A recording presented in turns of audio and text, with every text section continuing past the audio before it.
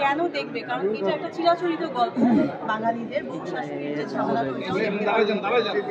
যে ধরনের একটা পারিবারিক একটা ঝামেলা থাকে, সেটা অশিক্ষিত শিক্ষিত মানে lower class, lower middle class, আবার সব ফ্যামিলিতে আসলে থাকে। সেই সমস্যাগুলোর কিছু ছিটেফোঁটাও থাকবে। আবার আমাদের কেমিস্ট্রি মানুষ প্রথমবার দেখতে পাবে, এটাও ইন্টারেস্ট হবে। এবং রঞ্জন ডিরেক্টরের টিম নিয়ে ছবিটি করবে, এটাও অনেক এক্সাইটেড হবে। সো মানুষের দেখা অনেকগুলো কারণ আছে। এবং এখানে ববি আছে, যে তাই আছে, তারা একসাথে টিম ওয়ার্ক কাজ করছে, হোমওয়ার্ক করছে, গ্যাঞ্জাম হওয়ার বা ঝামেলা হওয়ার কোনো জায়গা। ববি আপু, আমার একটা কোশ্চেন, সেটা হচ্ছে বাংলা সিনেমা মানেই আমরা বুঝি যে চিরায়ত গল্প এবং রোম্যান্স থাকবে, কিছু থ্রিলার থাকবে, কিছু দান্দিকতা থাকবে, সব মিলিয়ে।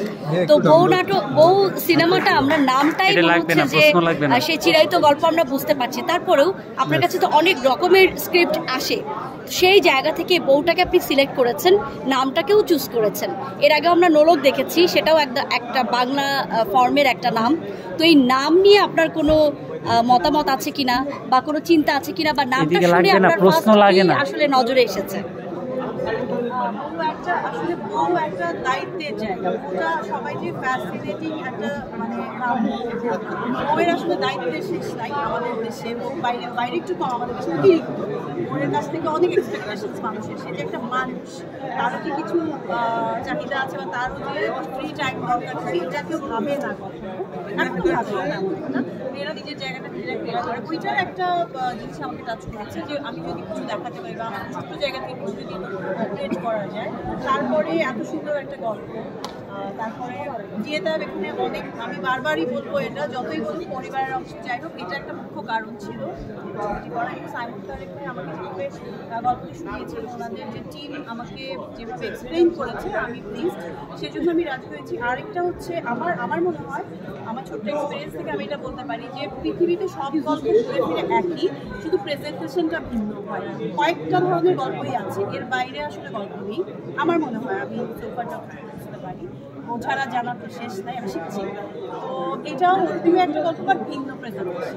ওটাকে রেশ ধরে, আপনার কথার রেশ ধরে যদি বলি, যে 90 দশক বলি বা 80 দশক বলি, বা তারও আগে বলি, বউ আসলে মিন করতো একরকম। 2024 এসেও কি সেই একই সার্কেলটা কি ঘুরছে, নাকি আমরা 2024 এসে বউ বলতে আমরা নতুন কিছু এক্সপেক্ট করছি? সেই জায়গা থেকে আপনি একটু এক্সপ্লেইন করবেন। কিছু এক্সপেকশন মানুষ করে, কিন্তু কিছু যেমন আমার ফ্যামিলি ব্যাকগ্রাউন্ড থেকে আমি যে শিখেছি, সেটা যদি আমি চাঁদেও চলে যাই, সেটা বুঝবো না। একটু শেকড় আছে আমাদের দেশে, এগুলো থেকে দূরে সরে যাওয়াটা ভালো। আমার কাছে এটা ঠিক মনে হয়। আমার মনে হয় যে আমরা যতই মডার্ন হয়ে যাই, যতই আমরা দেশে চলে যাই, বা একেবারে চাঁদে চলে যাই, তারপর আমরা শেকড় ধরে রাখি। এটা একটা অংশ।